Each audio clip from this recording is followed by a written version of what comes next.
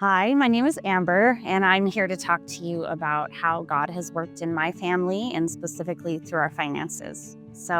My husband Renato and I got married 18 years ago. I was in grad school, not working. He was working a really low paying job at a university. After I graduated, we moved to Utah. I got my first job in my new career. We bought a house. Found out that I was pregnant with our first child within a few months of graduation. So Renato couldn't work for the first year that we were in Utah, for almost a year, because of delays in his immigration paperwork.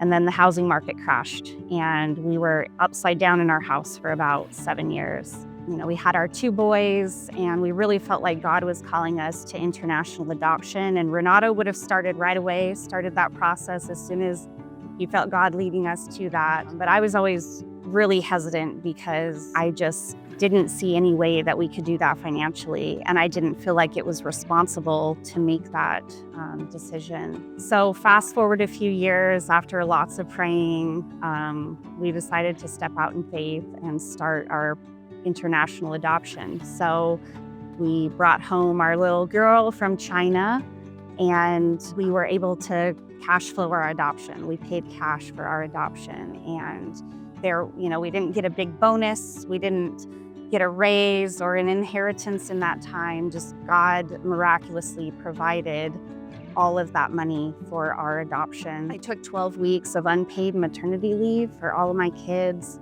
In 2020, I quit my job so I could be a full-time stay-at-home mom.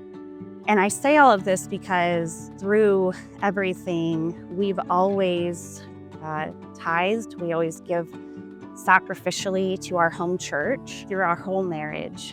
And I also want to say that we've always really been involved in our home church, serving and volunteering, whether it's media, worship team, coffee, set up, tear down. We've done it. And there could have been a temptation to say, God, we're serving your church in these areas, and we're not really in a financial position to give monetarily. But we just knew that wasn't right.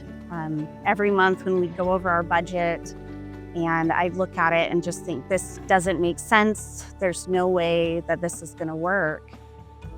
And there were times where I thought, well, maybe if we just put a pause on our giving and put more money toward the student loans, that's a responsible thing to do, and God would understand. But in the end, we knew that it wasn't a money issue, that it's a heart issue and it's a trust issue.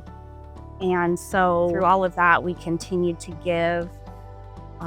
We've been so blessed to have given monetarily to our church all those years and continue to give.